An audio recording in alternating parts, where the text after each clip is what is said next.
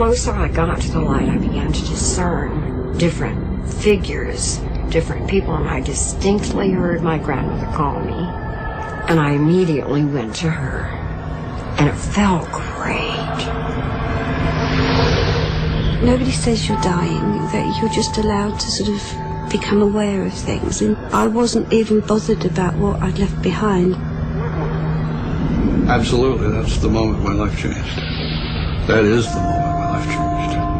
Had I not had that near-death experience, I would have no interest in being here today. I think death is an illusion. I think death is a really nasty, bad lie. I don't see any truth in the word death at all.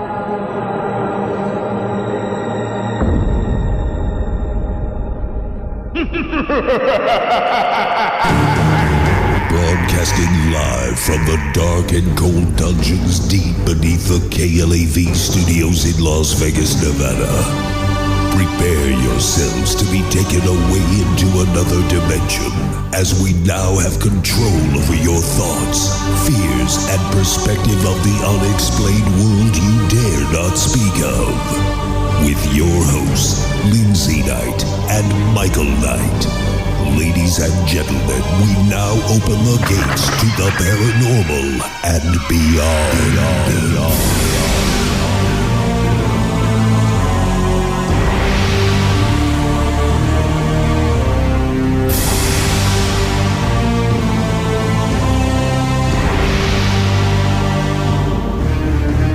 Broadcasting live from the KLAV studios in Las Vegas, Nevada, this is the Paranormal and Beyond. Many will say that when your body dies, everything about you, including your soul too, dies along with it. However, those who have come close to dying or physically did die for a brief moment tell remarkable stories of an afterlife.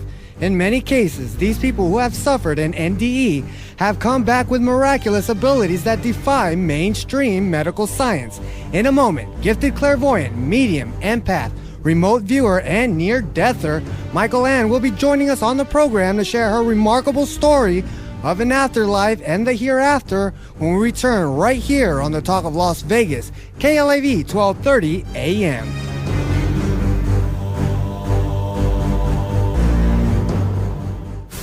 Your ticket to the unknown is at KnightsParanormalResearchSociety.com. UFOs, ghosts, aliens, hauntings, mysterious places, and more can be found at KnightsParanormalResearchSociety.com.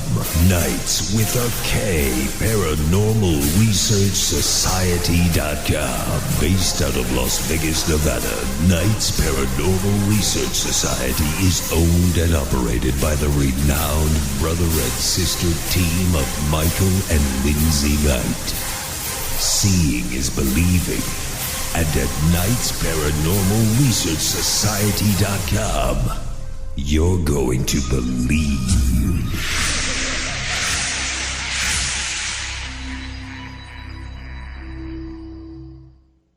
Join us every Monday, Wednesday, and Friday, 11 p.m. to midnight for the Paranormal and Beyond. Join host Michael Knight and Lindsay Knight as they investigate the unexplained and most controversial mysteries of the world. The Paranormal and Beyond, where the paranormal lives on and conspiracies exposed. The Paranormal and Beyond, Monday, Wednesday, and Friday, 11 p.m. to midnight. Brought to you by Knights Paranormal Research Society.com.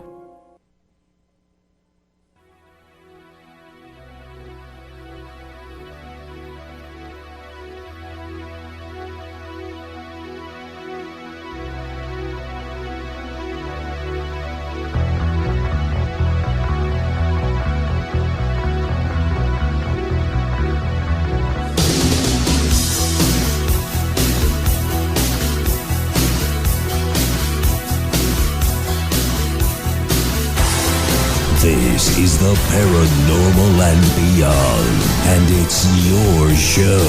Call us at 731-1230. Here again, Lindsay and Michael. Welcome back to another brand new edition of the Paranormal and Beyond. But first, be sure to check us out at nightsparanormalresearchsociety.com, where you can link up to all the past shows by simply clicking on that archive link above. That's nightsparanormalresearchsociety.com. Ever wanted to be an actor? Well, start acting by logging on to hollywoodboundactingacademy.com. Once again, that's hollywoodboundactingacademy.com. Special shout out to all those listening online through the KLAV1230AM.com website, and all those driving around in the Vegas Valley listening to us on your stereos. God bless each and every one of you.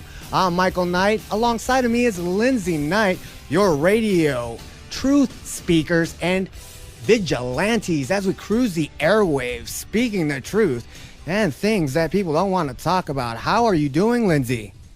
I am doing well, and I am excited for tonight's show because this is one of my favorite topics. Yes, you and death, it goes hand in hand. I don't know why, but she collects a lot of morbid books about death.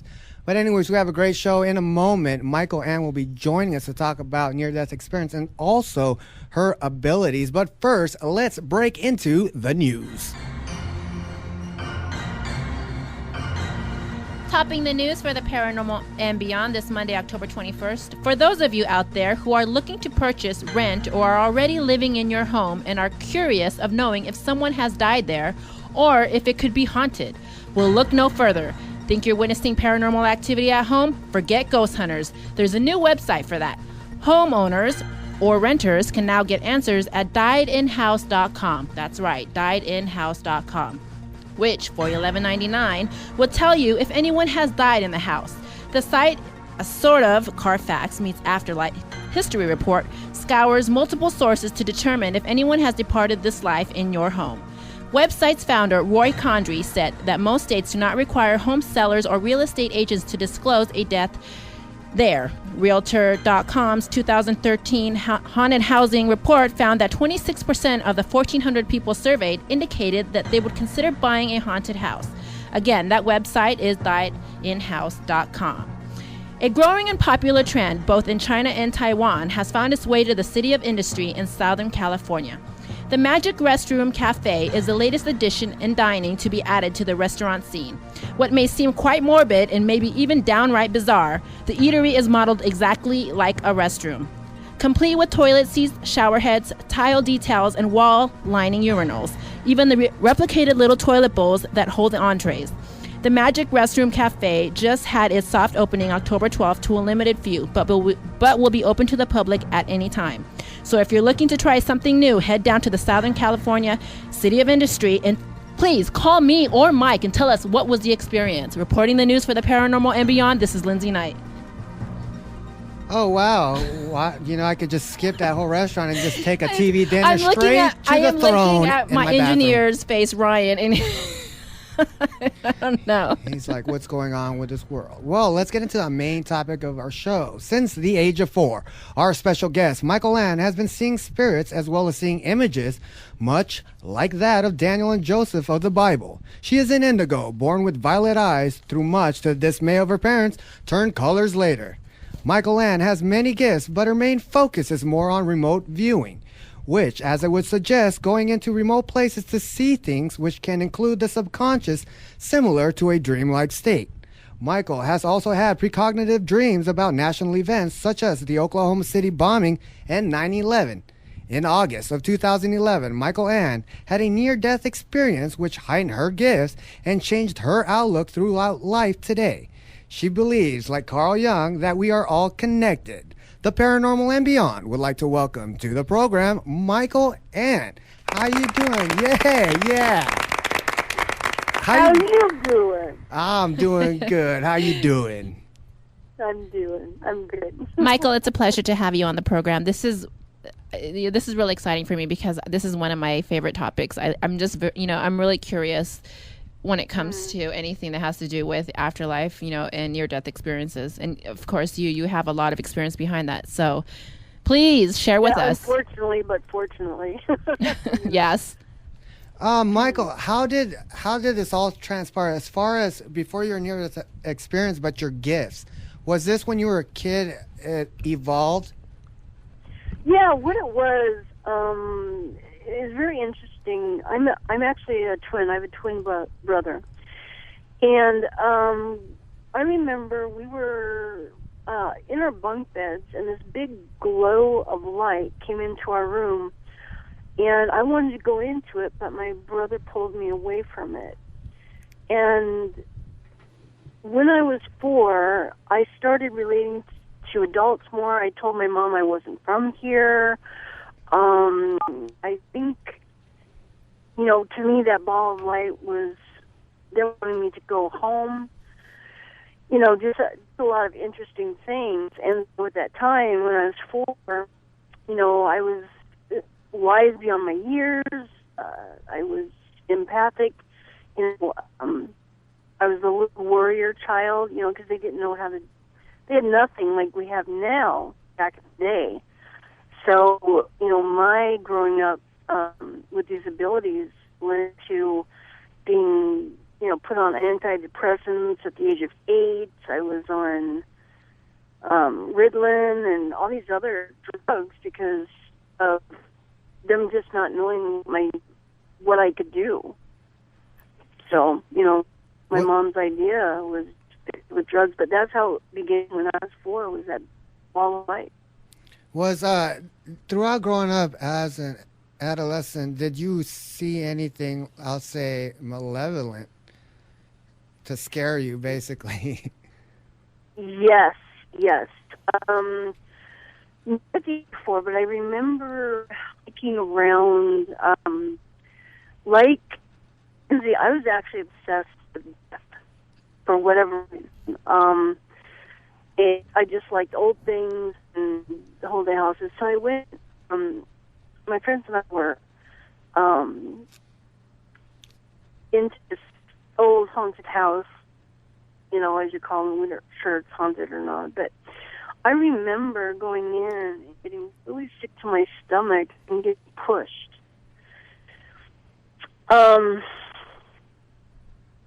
And I didn't understand it, because there wasn't these great shows to explain what I was doing. I had nothing to relate this to. So I just chalked it up as I got sick and got pushed. So you say you have a twin brother. Did he have the similar experiences that you were going through in your adolescent years? Actually, oddly enough, he just shared that with me. He's been dealing with some things himself. Unfortunately, he's been sober now as a drug addict for almost 2 months. I'm really proud. So we got into some interesting conversations. So yeah, he has similar gifts as I do, very much so. Do you feel, because there's some people out there who have these gifts, like I know that you've said that you've had near-death experience, and sometimes these gifts come after. But then there's people who have them throughout their life and they do not feel blessed. Do you feel blessed that you have these gifts? I have to kind of say it's kind of that movie The Year After. It's a blessing and a cursing. The blessing is when you can, help someone, or you go into a house and you can feel and actually see the history of the house. The curse is sometimes you walk by a person and you just feel this demonic presence. And you're like, oh my gosh, I don't want to see that today. So, but for the most part, I do feel blessed being a gift, So when you were growing up, which ability was more heightened before the NDE? My empathic, because I didn't understand the remote stuff, the images. I was told, because my mom also had me in counseling and psychology care under a psychiatrist, so I was basically told I had an overactive imagination. Yeah, they say that a lot about smart people. Yeah. Oddly enough. But I knew in my heart, so I just kind of, my friends are oh, she's weird, she's odd, she's off. But, you know, I've learned to embrace it. But it was the empathic ability, where I knew what my friends were going through. You could ask them, how you doing today? Oh, nothing, it's fine. Well, no, because I know something's up, because I can see it and I can feel it, so what's going on? So that was tough. I've been told by, and I've felt this throughout my whole life as well, is that I feel like I've been told by numerous psychics that the first thing that comes out of their mouth is that I'm an empath.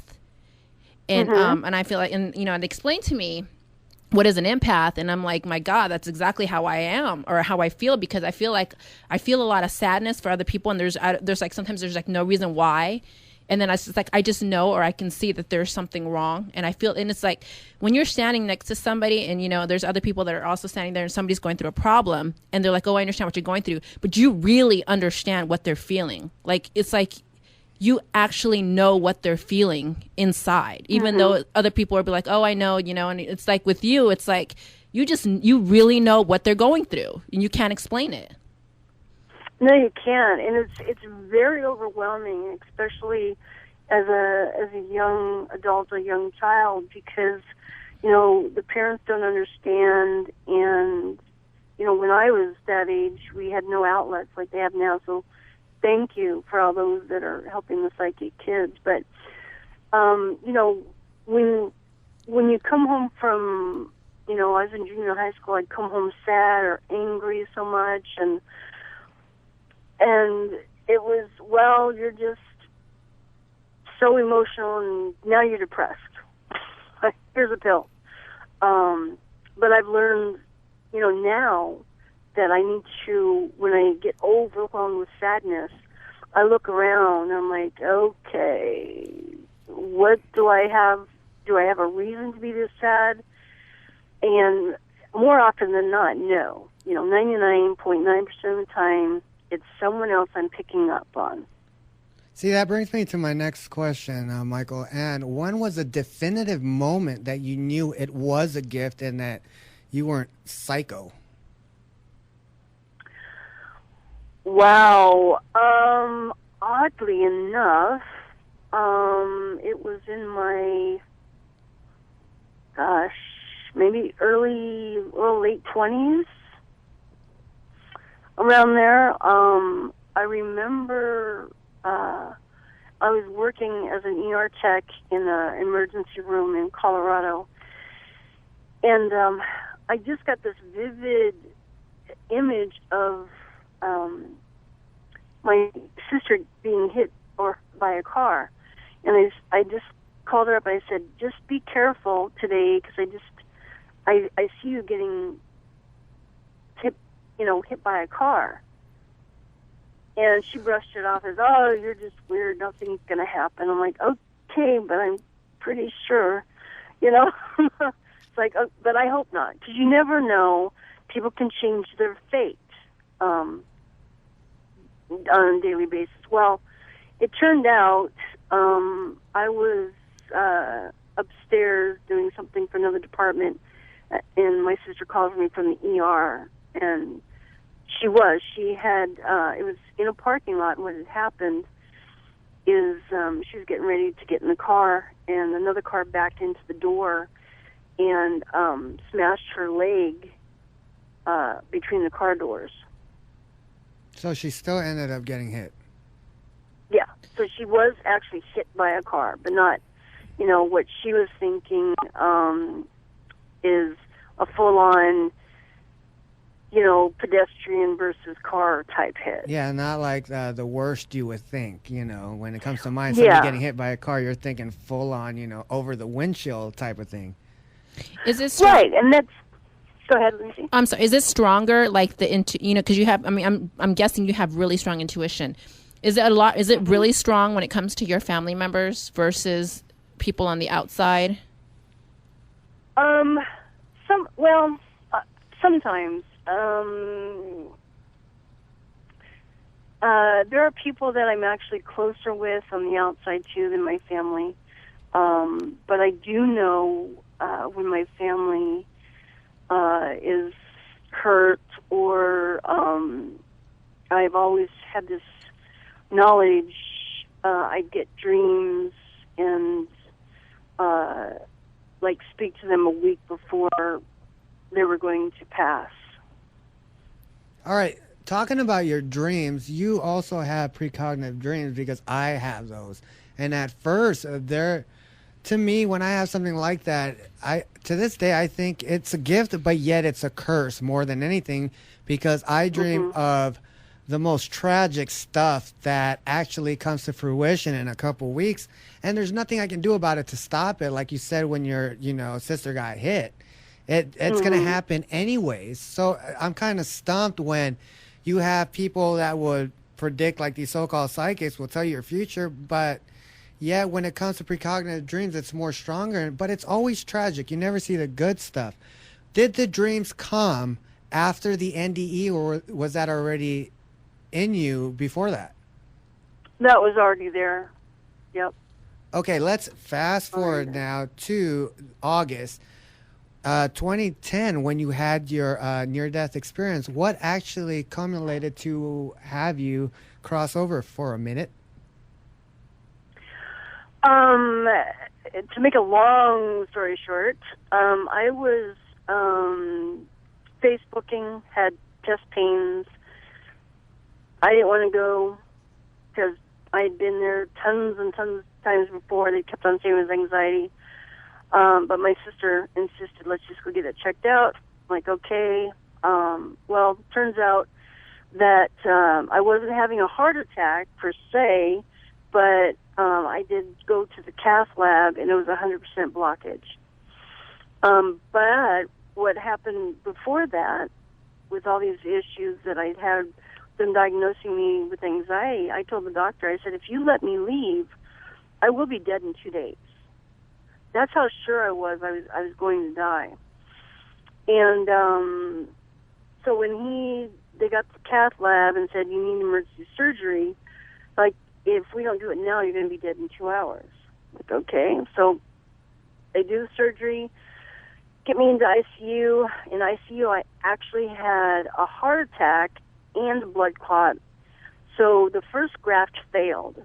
So they had to open me up again 8 hours later. That's when I had the NDE. And my sister told me after that the doctors had come out and said that you need to call your family because we're not sure if she's going to make it or not. That's really intense. My goodness. Wow. I'm still trying to gather that, like that whole, like, just from you going to the hospital to that whole surgery right away and then this happening. Can you explain to us what was the experience? I mean, like, what experience you went through during your NDE? Yeah, it was really kind of amazing. I remember being, it felt like a planet. It wasn't Earth. It looked like an amethyst stone to me before it's, cut into a gem. And I was standing there, and it looked as if stars were just like fast-forwarding around me. And at any time, I could be in the place of my choosing. I remember visiting a friend in New York who's also actually a medium, and, he saw me appear in the room as a spirit ghost, and I was just like, hey. It's like, hey. And I also remember being in the waiting room with my sisters. Whew. Sorry. You just got chills? Yeah, well, and it's just when you see your family crying, and you're in a place of light, warmth, and love, you're not sure if you want to come back. you know. But I remember seeing this light, and I remember seeing my family that had passed, and it just felt like it'd be everywhere at once, you know. And I remember being given a choice to stay or go. And I knew I had to go back because I was not finished yet of what I'm supposed to be doing on this plane of time. So... Yeah, it is very emotional. I've been where you're at, maybe not in the afterlife at the same place, but it's kind of hard. You're like, the way I describe it and my own thing is I was in this place that was like, I didn't feel no pain, no hurt, but yet I didn't know where I was. It was like a fog, but not a fog. Everything was basically, it was a park, but it was inverted into a black and white setting. Everything was white. And I wanted to go back because at the time I was just 14 and it scared the bejesus out of me. And that's all I was saying is to go back. But I do remember seeing like people talking to me and then guiding me on my way out. A lot of people have NDEs and they explain either seeing a tunnel and running through a tunnel or going through heaven or hell. I went to, I would say, my heaven. Do you think that planet was your type of heaven? This is for me. It felt as if it was home. Only because, you know, since I was before, I've told my mom I'm from here. I believe this goes into another whole show. I believe I'm a star child. So for me, it was like I was at home where I originally came. So I guess if you resort to saying heaven is our home, then I guess I would be in my own heaven. Did you feel like you were at home? I did. I felt that,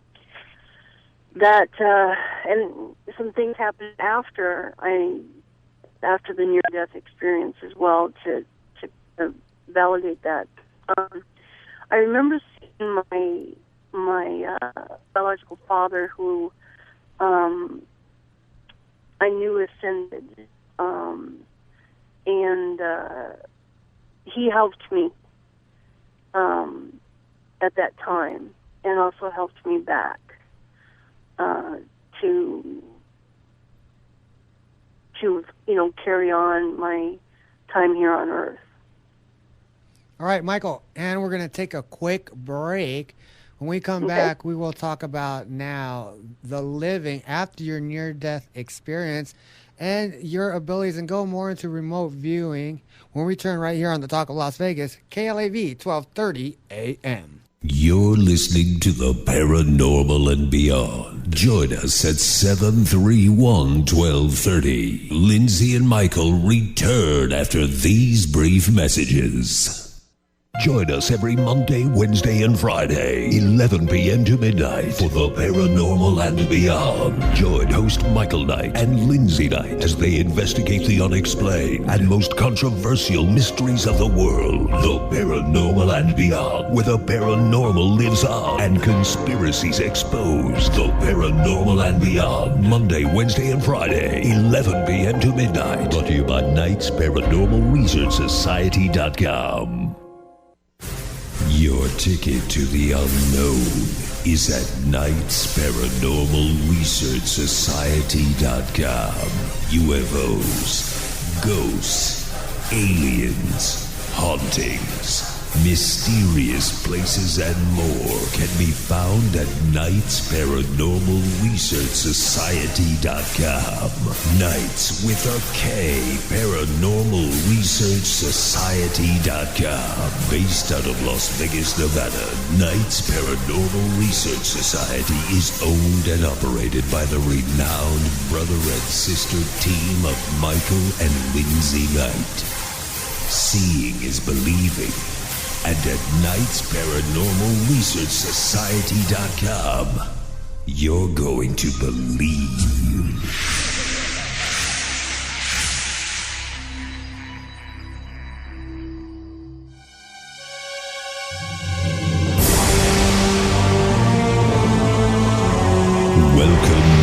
to the Paranormal and Beyond. Join us at 731-1230.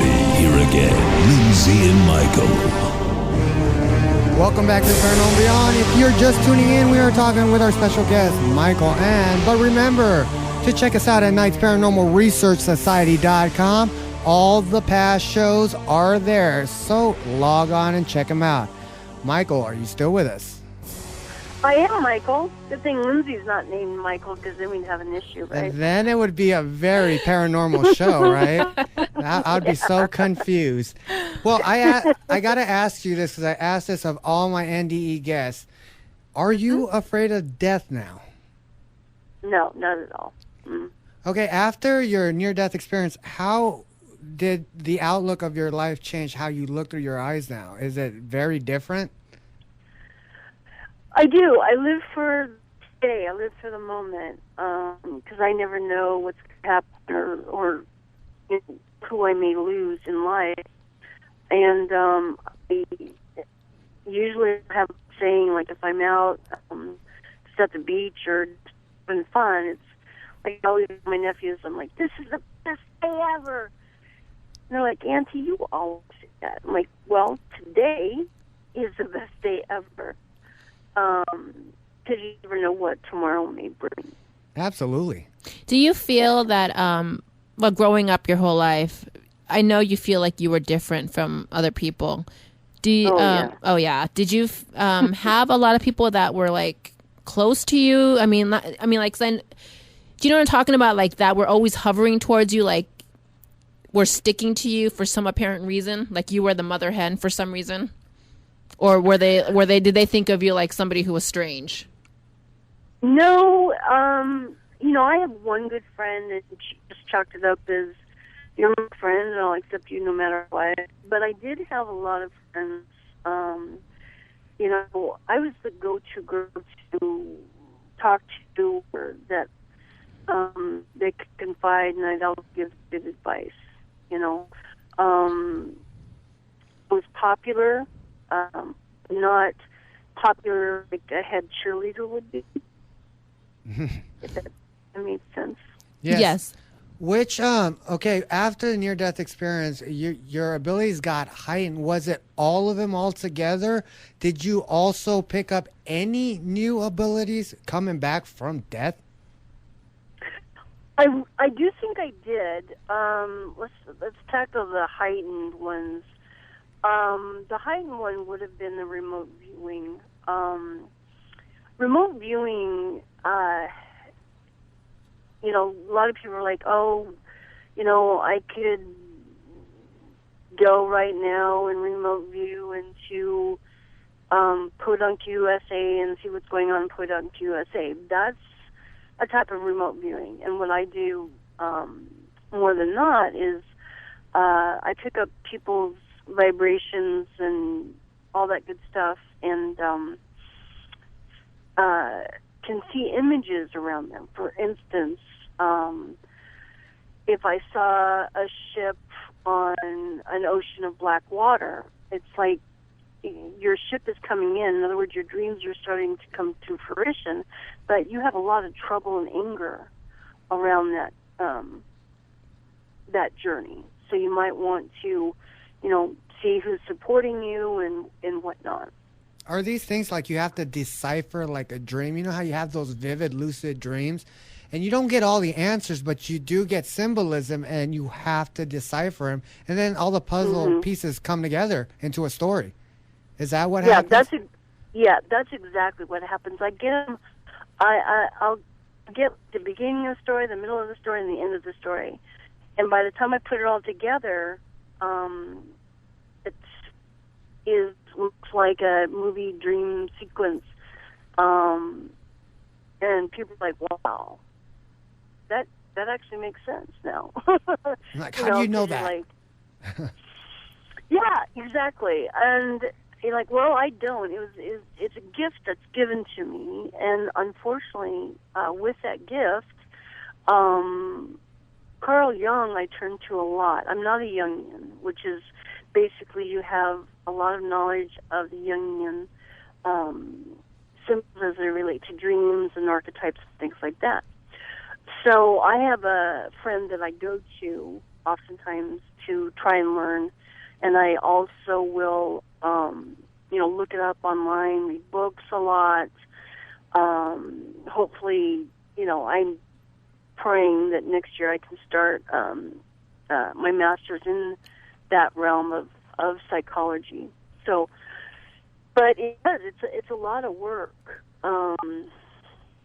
to get them. But sometimes the symbols are really be simple. And I'll often ask what the symbols mean to them because a purple rose could mean to them that their cousin Bertha always gave them a purple rose for their birthday or something, So I've studied Carl Jung for a couple years now, and his teachings are really difficult. You really have to do a lot of meditation, especially when it comes to dreaming and stuff. You really have to concentrate and sometimes go to sleep with crystals and what have you. Do you do that as well, or? I do not. I do meditate a lot, and I do read a lot.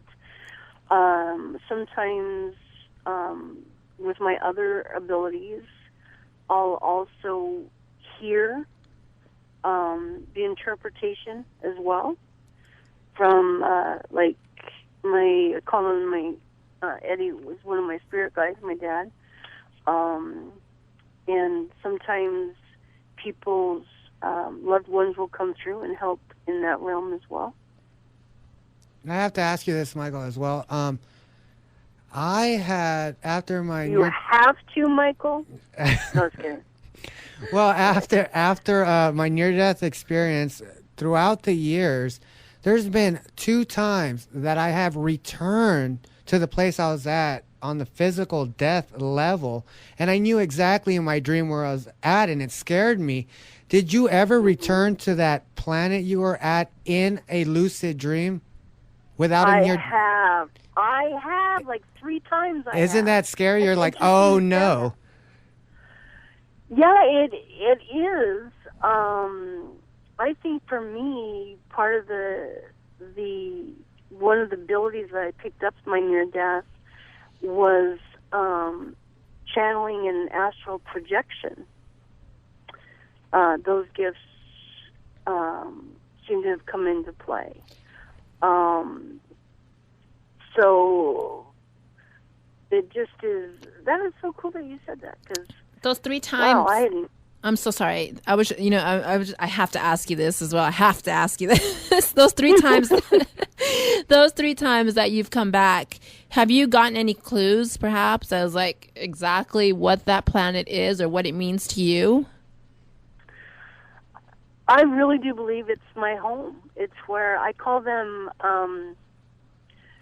because it's made up of light beings. I call them my bio-light parents.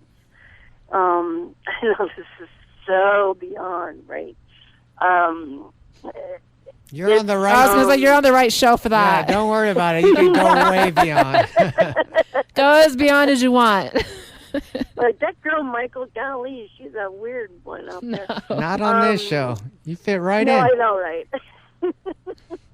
So, if you oftentimes, and you mentioned I'm an indigo adult. Well, if you look on the internet, there's a checklist of indigo adults, and a lot of them say that indigos believe they are not from here.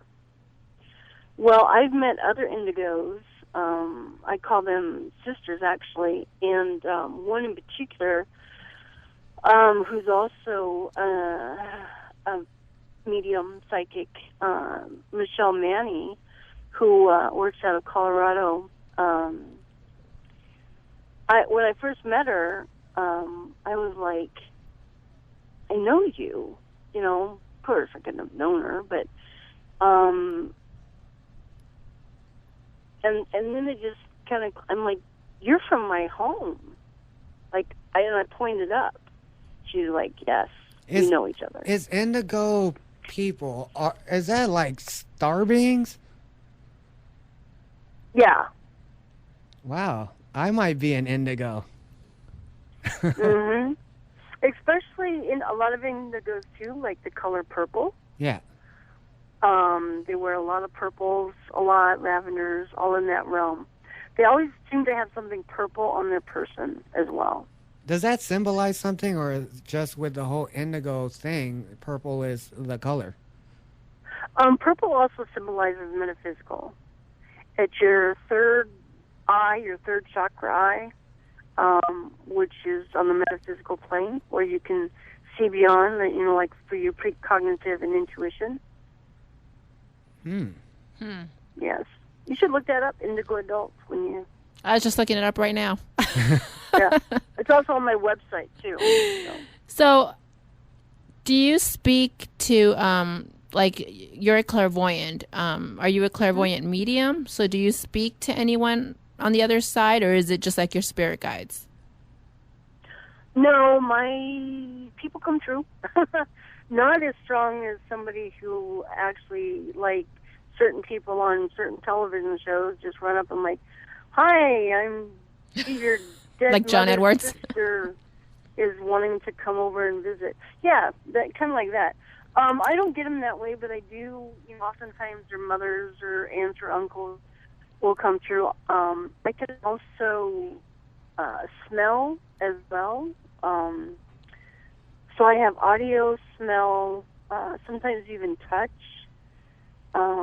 They call it clairescence, I think, which is almost being able to have all the senses on that, beyond the veil. In other words, somebody comes through. Are you when you are around people, do you actually see, I would say, beings around them, like maybe like a movie playing behind them, where? Because I've talked to a lot of people, like mediums like that, and they say when they walk up to certain people, sometimes they have this movie playing all around them, and they could pick up bits and pieces, sort of like a movie clip of their life. Yeah, I get, depending on who I'm around, I'll see, people, images, I've seen entities, sometimes it's interesting, I'll get like, somebody's writing on a chalkboard of what they want me to say or do. It's kind of interesting. So when's the last time you've been in a haunted place? Oh, gosh. Well, the reason why I say that, because you have all these abilities that are very strong to an individual, but going into a haunted place with that, like one person with just one ability, will be too much to handle. When was the last time you've been in a place that was purportedly haunted with a lot of activity? Actually, last year at Halloween. Oh, where'd you go? Yeah, it was a house out here on the coast in Astoria where a lot of poltergeist activity happened. Satan, mystic, and demonology occurred as well, and as well as several exorcisms. Was the feeling strong upon entering that location? Yes. They don't have it happening now. Oddly enough, a minister is living there, so they haven't experienced any type of activity in a long time, because they hold a lot of Bible studies and things there. So, but they did this to, say this is what happened in this house, to raise money. But when I first got in there, and my friends were like, we're going to take you to this house. We're not going to tell you what kind of house it is or who the owners are or anything about it. And we were standing outside in line, and on the property, I remember getting really, really dizzy and sick to my stomach, and I just saw this blood all over the ground. I'm like, I said, okay, people have died here a lot, and there's demons, and my friend's like, now you're freaking me out. Oh, I would bet. And they're being freaked out by you telling him that. Yeah, and I was picking up on a lot of things before they even had the tour, and she'd been there before, and they were like, you know, every time we went to a room, you go first. You know, it's like, oh, yeah. You guys have been on this tour before. You want the psychic to go first. It's like we don't get scared. You know, we don't freak out. It's so funny. Oh, Michael, Ann. Oh, my gosh. Have you talked to many other near-deathers to compare stories? I've tweeted a couple of times where we end up having a conversation back and forth, but you're actually the only one I've talked to in length about the near-death experience, the NDEs. Oh, I've talked to a lot of near-deathers, but I've never had somebody that had something happen before physically dying, like my story. And it's weird, and that's what got me into paranormal, because before, you know, biting the big one and being physically paralyzed, hour leading up to the end result, I was running around in a park like nothing was wrong. And that's just like impossible to do. So like when it comes to the metaphysical and the medical aspects, I don't think we know the answers yet. No, we don't. We sure don't. You know, anything can happen. Oddly enough, too, I was brought up in a very Methodist church, Christian church, but, you know, I always knew that there was something more out there. You know, although my mom had me on a lot of, you know, different types of drugs, psychology, she still was open to the fact that I had an open mind. She didn't put that down and allowed me to explore. And that, you know, even going to a Christian college, I realize now there is way more, you know, especially after the near-death experience, there's way more out there than what meets the eye. And even when my mom passed, she came back in like this gold. It was so weird. I'm like, Mom, like, what are you doing here? You're supposed to be dead. I mean, she had passed, but she knows my jokes. But anyway, and she goes, this is. She goes, you were right. You were right that the other side was what I told for many years what I believed it was. Are you in a hurry to go back? You know, sometimes I am, because it just. It's like I had it enough on this planet. I can't take it. Please beam me up. And every night I'm like, if we have a bonfire or something, I look at the stars, I'm like, Paul, can you just come down and get me? That'd be great.